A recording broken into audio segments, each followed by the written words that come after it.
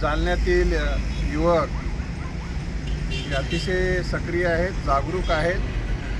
मी या सर्वांचंच मनापासून अभिनंदन करतो। ज्या संघटनेमध्ये जे युवक आणि युवती सक्रिय असतील त्यांनाच न्याय मिळत असतो। आपण अतिशय सक्रिय आहात, अतिशय जागरूक आहात आणि आपल्या अतिशय न्यायी अशा मागण्या आहेत आणि त्या न्याय मागण्या महाराष्ट्र सरकार नक्कीच पूर्ण करेल असा आपण या निमित्ताने विश्वास व्यक्त करू। मित्रहो, गेल्या अनेक दिवसापासून मी प्रत्यक्ष अनेक युवकांना भेटतोय, युवतींना भेटतोय आणि त्यांचे प्रश्न जाणून घेण्याचा प्रयत्न करतोय। अतिशय तुटपुंज्या मानधनावर तुम्हाला काम करावं लागते।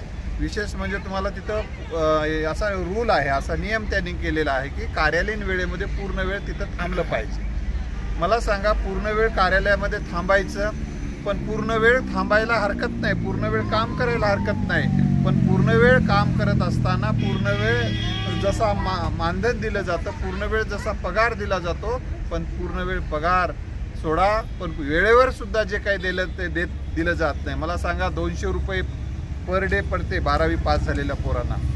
आता 12वी पास झालेल्या पोराला 200 रुपयामध्ये त्यानं रूम काय घ्यावं, त्याचा रोजच्या दैनंदिन जीवनातला खर्च काय करावा, अनेकांना पेट्रोलचा सुद्धा खर्च परवडत नाही। इतक्या हालाकीच्या परिस्थितीत युवक आणि युवती हे जगतायत। ठीक आहे, आपण हे त्याग करतायत मुलं, पण महाराष्ट्र गव्हर्नमेंटने अतिशय तुटपुंजा मजूर सुद्धा 200 रुपयात मिळत नाही। पण सुशिक्षित बेरोजगारांना, या देशाचं भवितव्य या सुशिक्षित बेरोजगारांच्या हातात आहे। अशा सुशिक्षित बेरोजगारांना, आमच्या लाडक्या भावांना, लाडक्या बहिणींना 200 रुपयावर 300 रुपयावर राबवण्याचं काम दिवसभर केलं जात आहे। दुसरी महत्त्वाची गोष्ट म्हणजे त्या कर्मचाऱ्यांना, ज्या आस्थापनेमध्ये ते काम करतात तिथले कर्मचारी असतात, त्यांना दरमहा पगार मिळतो, परंतु त्या एकीकडे पगार होतो आणि तिथेच काम करणाऱ्या आस्थापनातले अतिशय तुटपुंज मानधन मिळत नाही। एक जण तुपासी, एक जण उपासी, अशी परिस्थिती आमच्या या देशामध्ये, विशेषतः महाराष्ट्रात चालू आहे। अतिशय खेदजनक गोष्ट आहे। महाराष्ट्राचे मुख्यमंत्री सन्माननीय देवेंद्रजी म्हणाले की लाडक्या बहिणी, लाडके भाऊ यांना दिलेले आश्वासन आणि यांच्या योजना यांची परिपूर्ती करण्यासाठी मी प्रायोरिटी देईन म्हणाले। त्याचप्रमाणे एकनाथराव शिंदे साहेब म्हणाले की आमचे लाडके भाऊ 6 महिने तिथं काम करतील, परमनंट होईल म्हणाले। आणि आता आजच ज्यांची कालच निवड झाली, मंगल प्रभात लोंढा, आपले कौशल्य विकासचे मंत्री आहेत, त्यांनी देखील 50% तरुणांना आम्ही परमनंट करण्याचा शब्द दिलेला आहे। अशा सिच्युएशनमध्ये आम्ही आपल्या तमाम महाराष्ट्रातील युवक आणि युवतीच्या वतीनं मी आपल्याला विनंती करतोय गव्हर्नमेंटला, आमच्या युवकांना कायमस्वरूपी रोजगार देण्याच्या दृष्टिकोनातून आपण पावलं उचलावेत आणि तरच आपल्याला पुढच्या मिनी मंत्रालयाच्या म्हणजे जिल्हा परिषदेच्या निवडणुका येऊ घातलेल्या आहेत फेब्रुवारीमध्ये।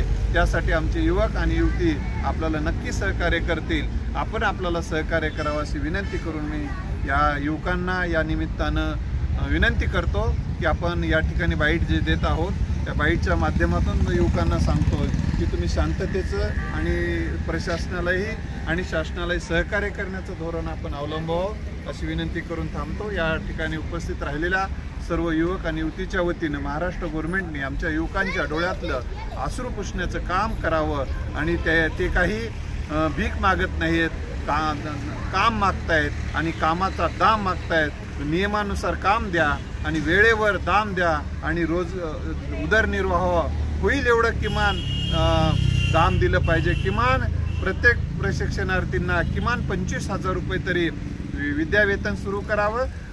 प्रशिक्षण कालावधी आणि प्रशिक्षण कालावधी संपल्यानंतर त्यांना कायमस्वरूपी रोजगार देण्याच्या दृष्टिकोनातून आपली पावलं उचलावेत अशी एक विनंती करून थांबतो। धन्यवाद।